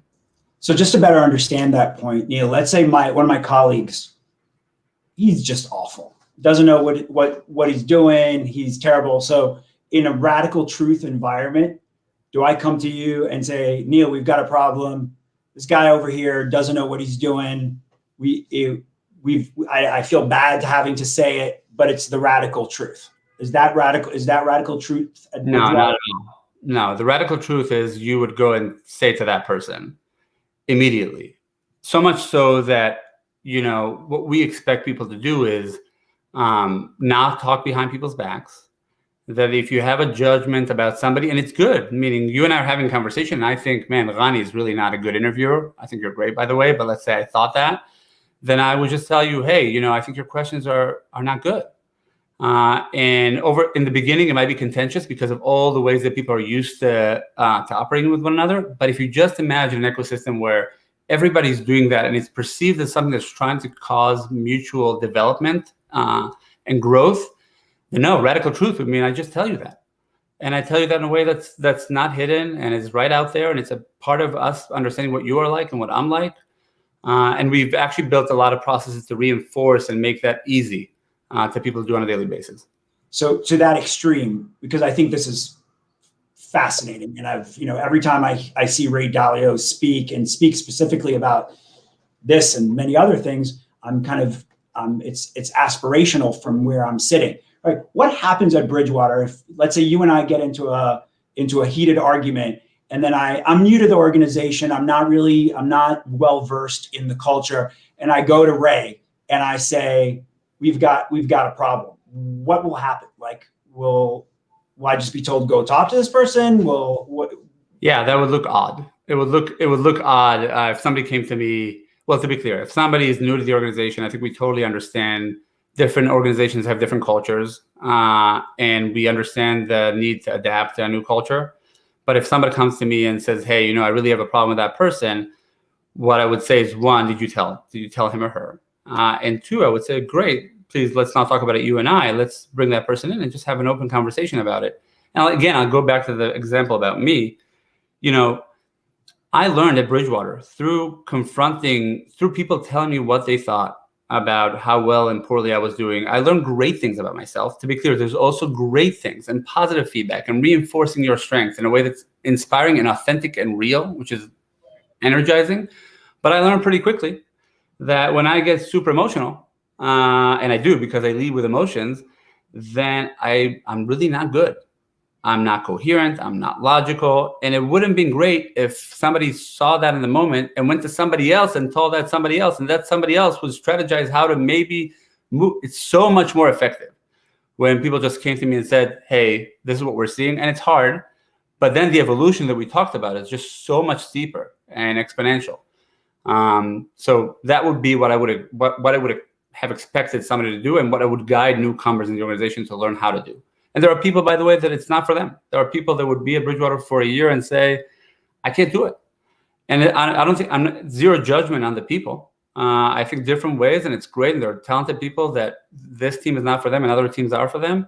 But we are looking for that way of being. And we think it's a part of what makes us special and gives us a chance to win in the long run. I try to avoid whenever I can, because I personally am kind of offended when people say, oh, Americans are this way, Israelis are this way, and always finding myself having to protect the Israelis and protect the Americans.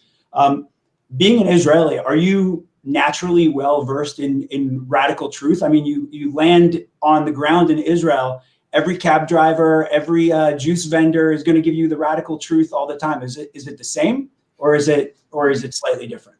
It's a good question. So, and I get it a lot. And we have a couple of Israelis in very senior positions at Bridgewater, because certainly what you're saying is partially true, but I think the nuance matters here. So I would have said Bridgewater doesn't do it the Israeli way. We do it the Bridgewater way. And the Bridgewater way has Israeli ingredients in it. So I'll give an example. The bluntness, like you're saying, the straightforwardness, the cab driver, let's be real, the Friday night dinners with my mother, that's a very real thing. Meaning when I come into a meeting at Bridgewater, that thing you and I just discussed about how hard it is for me to tell somebody, hey, I think this was bad, not that hard. I think there are other cultures where you really have to peel a lot of layers to get to what's true, like beyond the wishy-washy stuff. So in that respect, you're a Bridgewater. It feels like almost like a debrief in the IDF where we had a thing and we go into the debriefing room and we talk about what sucked. That feels very natural. That's the Israeli way. On the other side, there's a piece that is equally important in this ecosystem that has to do with humility and open-mindedness and not being defensive and not being combative. That is totally necessary, that I think is a far cry from the Israeli way. So for me, as an example, that's one of the things that I'm wrestling with, because I totally have the giving feedback part. The getting feedback part is a little bit harder for me, and I'd like to argue, and maybe you can fight it out. So that's much more. I think there are other cultures that do that significantly better than us. So my answer to your question is kind of like, well, half of it is, but it takes the whole thing to make the thing work.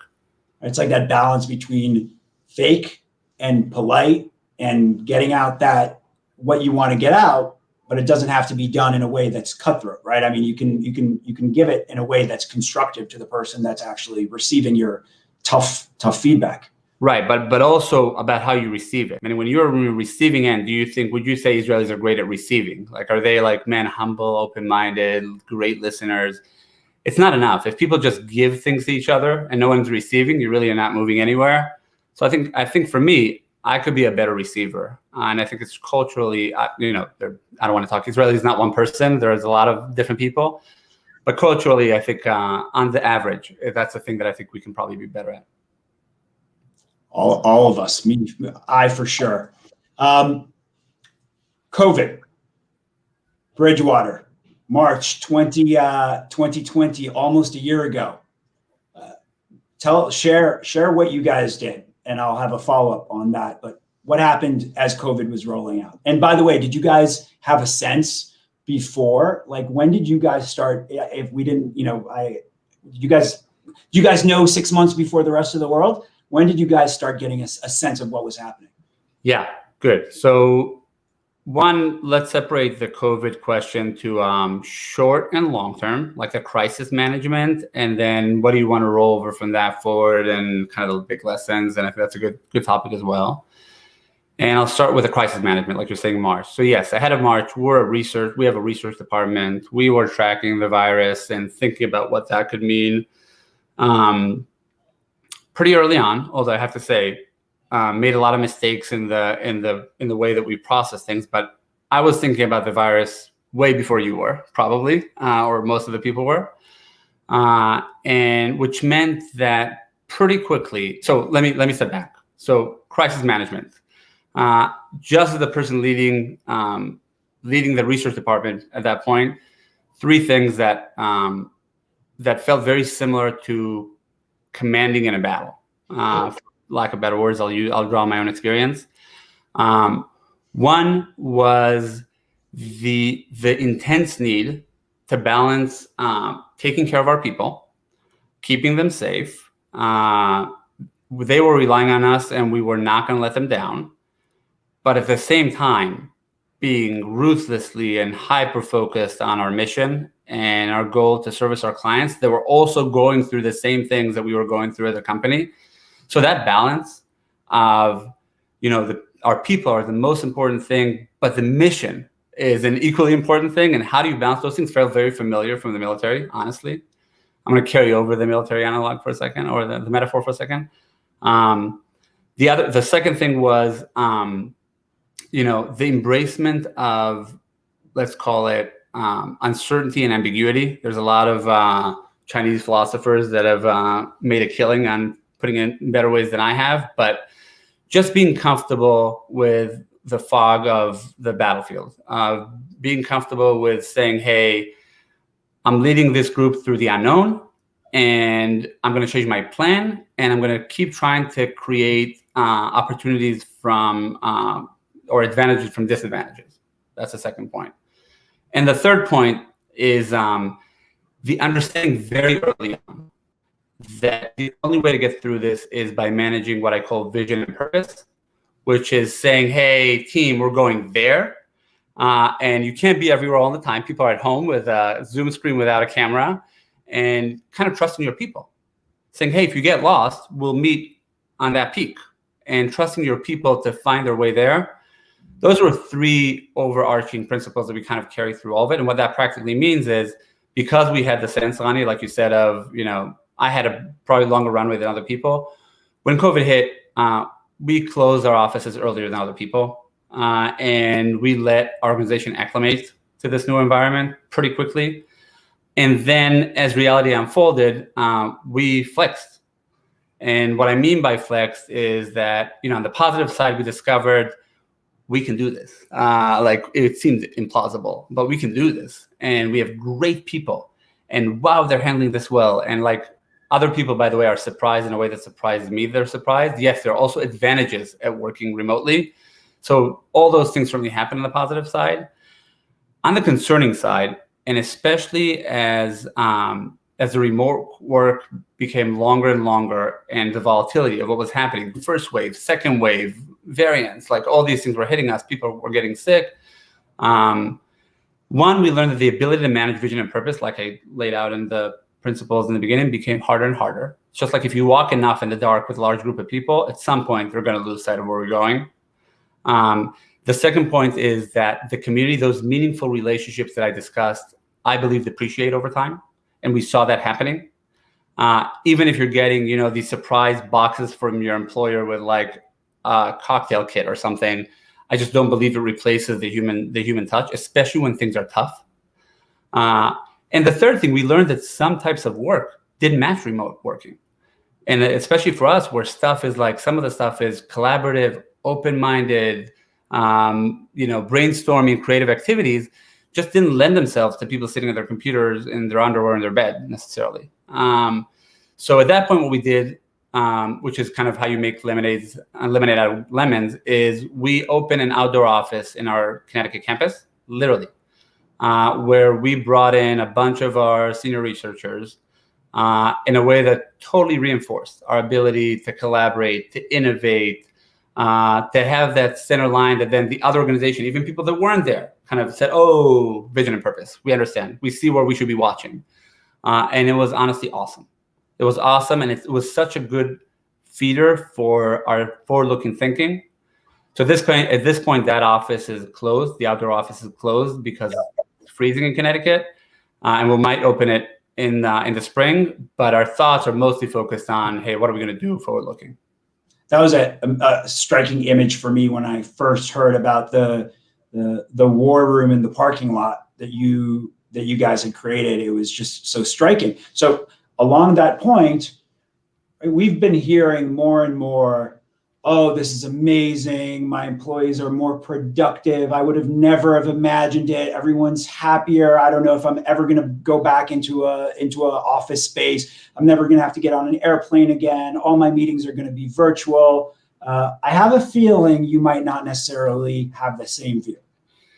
Yeah, your feeling is right. But I'll say that with caution. I'll give you literally where my head is at, because it's a question I'm wrestling with David, our CEO, and our management team right now. So I think in the last year, we've learned a lot. Like I said, we've learned that in the short term, and I emphasize the word short term, we can do this. And sure, we've also learned that maybe there are pockets where this is a good long-term solution, maybe. But the thing I think is really important to recognize, and where I worry that maybe, although other organizations know their organizations better, but I'm really paranoid about, is recognizing how much we don't know about long-term implications. So it's a very different thing if you have two co-workers that haven't seen each other for 6 months or even a year. What is it like when you have a company where most of the employees have never met each other, when you're a new hire that have literally never met your manager, except being in conversations in Zoom. And I think being really humble about what are the potential implications of that is really important. Meaning, literally, would that mean that we go to a world where our employees are service providers versus a part of a community where there's something more meaningful happening at work? And my honest answer is, I don't know. And I think people should be cautious. And I think that we should both be audacious about the set of goals that we put for ourselves, given the learnings of the last year, but I would also do it with a level of humility and not just look back and say, man, the last 6 months were good, that we can do this forever. I think that'd be wrong. So literally what we're thinking about doing at Bridgewater right now is kind of trying to get the best out of both worlds. So on the one hand, I think the benefits of working remotely, both the specific types of work that I think people might actually be more productive, or even like your ability to recruit more remote or diverse talent, which I think is great, and we should totally capitalize on that. But at the same time, looking at all the things we saw when we opened up the outdoor office of the collaboration, the managing vision and purpose, the community and the relationships. And without getting too much into specifics, our current direction is, when we come back from COVID, to have a lot more remote work relative to what we were coming in, but actually to invest more in the physical time that people spend together, make that special in a way that it might be less in hours, but it'll be as meaningful, and try to hit that balance because we think that balance is so important. How do you do that? Is that like cookies at the coffee station or after hour drinks, or making sure that meetings are shorter and more effective? I mean, I know it's at the beginning, but is there any? Yeah, no, it's a great question. So yeah, less cookies in the kitchen, but yeah, meaning make sure the time that people spend together is not time they're working on their Excel sheets or reading something really long. Make sure those are meaningful experience with others. So we talked about feedback as an example. Wow, it's so much easier to have meaningful feedback conversations when you're sitting next to the person. If you want to do open-ended, like I said, brainstorm, greenfield explorations, so much better. And if you want to do social, activities and team building activities or development activities, all those we believe have a much higher ROI when you do them in person. So mostly be very deliberate about how you spend that time together, that when people come in, and I'm telling you, that was my experience, they're like, this is a great day. Like, I love it. The office is one of my perks. It's a place where I get re-energized. And I believe it's totally doable, and that's what we're going to do. So it's kind of like, if instead of, I think a lot of us try to practice, okay, in the morning, I do my Israel calls. In the afternoon, I do my collaboration with my local colleagues. At night, while I'm watching Netflix, I clean up my WhatsApp and email. You're basically saying, how do we bring that to the office, right? What can I do? What kind of work is better suited alone in my home office, and what work is needs to be done surrounded by people? I think that's makes sense, right? Yeah, and I think the success indicator that we'd be looking for is literally what I said in the end of are people coming back and telling us the office energizes us. The office is a booster. This time together has a net positive impact on my life. I believe they want it, and I believe we can create it, and I believe it'll make us stronger all together. So we're coming towards the end of our time. We are surrounded by such a great group of folks that are watching you right now, listening to you. I'm sure, you talked about uncertainty. We've all been living with so much uncertainty. We are not built for uncertainty. I'm hoping that we can close out on a positive note, right? What, from your perspective, and I think you started talking about how the IDF helped you and helped you create your new self. What advice can you give? What kind of thinking should I be walking away from this conference with that's going to make me better, more successful, find the job that I want, get further along in the job that I have? Parting words of wisdom. Yeah. So I'll go back to the thing I said in the beginning, because I've been carrying around this. I've been getting more and more of these types of questions of a lot of young people. They see the path that I took of going to do Army, entrepreneurship, going to do an MBA in the States. There's a lot of people trying to walk down that path. And a lot of them are carrying a perception of, how did you nail it? Like, how did you nail it? How did you get it right every time? Like, what is the thing? And I think that perception is the thing that stands in people's way to succeed. Because the truth is, Rani, that I had many, many, many failures. I describe the stuff, it's cool. Maybe I started in the Air Force Academy, but I didn't finish in the Air Force Academy. I dropped out of my first attempt to get a BA in the academia. My first venture, entrepreneurship, failed, and I have also a bunch of failures at Bridgewater. And I think those were all very necessary. And I think perpetuating this idea that people are successful, it's perfect, is actually damaging to young people, versus saying, hey, fail. Squeeze the most out of these failures, and that's your way to actually get to where you want to get. Don't be ashamed of your failures, because I think that it just causes people to be so hedgy about their next steps. I can tell, every person should speak for themselves, but that series of failures that I've just described has been more essential to my success and for me to get to where I am today than a lot of the stuff that easily makes it onto LinkedIn or posts on social media or all those things. Those are mostly the fruits of those failures. So lean into those failures and the growth opportunities that they entail. I love that you said that, because I was going to ask. So your life is not all Palm Beach, pictures of yourself on Palm beaches in Thailand and immediately at the position that you're at, right? I mean, we looked at LinkedIn, we get a picture of a person. We look at Facebook, we put a picture. No one's posting, very few people are posting their failures, their fears, their concerns. Neil, I hope that we can continue this live next December down in Florida at the IAC Summit. It's tons of fun. I had a blast getting to know you throughout the last few weeks. And thank you so much for making the time. We know how busy you are. We know how much you're doing. And I personally think that giving to the community that's here today is probably one of the most important things that we can do. So thank you so, so much. Thank you so much for having me. I really appreciate it. Bye.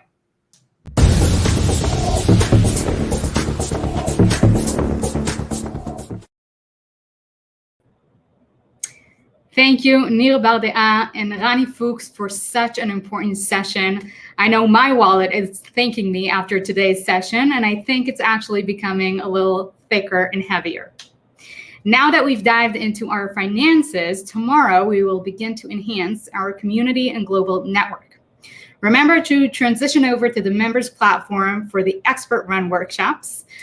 I am Noga Milstein, and I will see you here tomorrow at 9:15 a.m. Pacific Standard Time and 12 p.m. Eastern Time. So bye for now.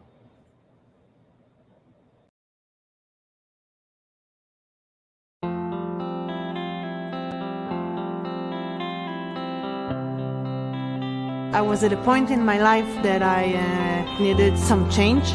We live in the dream in America, but it's not enough. Something is missing, and the Israeli part was very missing for me. I felt that I was very disconnected from my Jewish roots, from my heritage. I've been here for 20 years, and I realized that the community here, this is my home, this is my family, and I have to build it. I have to contribute.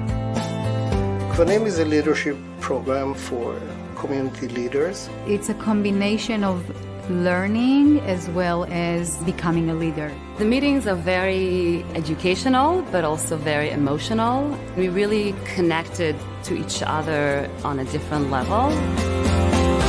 Kvanim is the space and the time to find more about my identity as Israeli, as a Jewish person here in America. It gives you a great sense of belonging. The conversations that are happening within Kvanim group later on, they have a ripple effect. People continue the conversations. I had a very strong urge to share the stories, the experiences with my family. It was like an example for my kids. I brought home some materials. We were talking about it over dinner, and my son now is part of Tanim. I feel that I met a lot of other doers, and if I want to create something by myself, I have a lot of other people I can approach.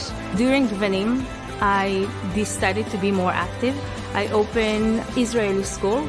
A project that I started at the end of Kvanim was Shishi Israeli. It seems that a lot of people like the idea to do adlakat nerot together, to do something about Parashat HaShavua, and mainly to be together. Gvanim gave us the tools to create a community. Gvanim for me is Jewish leadership. Is a community. Expanding horizons. Pluralism. Inspiration. It's a new hope. Gvanim for me is a family.